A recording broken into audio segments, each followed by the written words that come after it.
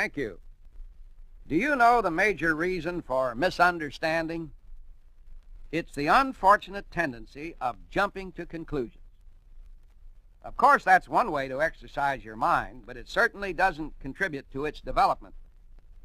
The human mind, with its capacity to imagine, its ability to memorize, to reason, and to project, is capable of far more superior gymnastics than that.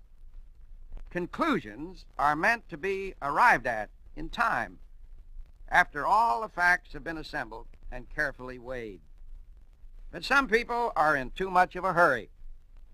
They just can't wait for the answer, so they jump to the nearest conclusion, and of course usually wind up off base, missing the point altogether.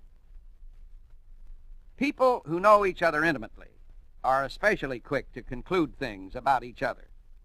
They feel they can read each other so well, all they have to do is look to know what the other is thinking.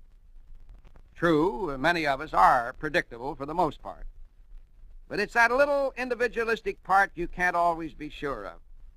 It's the small rebel in each of us that snaps its fingers in defiance of snap judgment. Many people take pride in having quick judgment. Well, I'm not so sure whether that's a virtue. If it is, whether it's one to be desired. How can you arrive at an accurate calculation without all the pertinent figures? You can't. All you can do is hazard a guess, and hazard involves an element of risk, of chance. Chances are you could be wrong, especially when you start summing up people or situations without sufficient data. You run too many risks that way. We'll see about them in a moment. Take another look at some of those bygone misunderstandings, the times when, if you'd only known such and such was the case, you wouldn't have spoken or behaved as you did.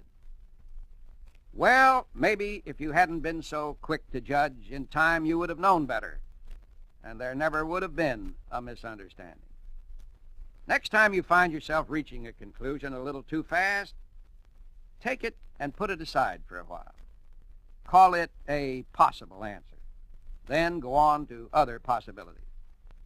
Don't judge anybody or anything from the mere look of things. Review all the facts impartially and impersonally. Don't let wishful thinking influence your conclusions. Before you leap to conclusions, stop, look, and listen.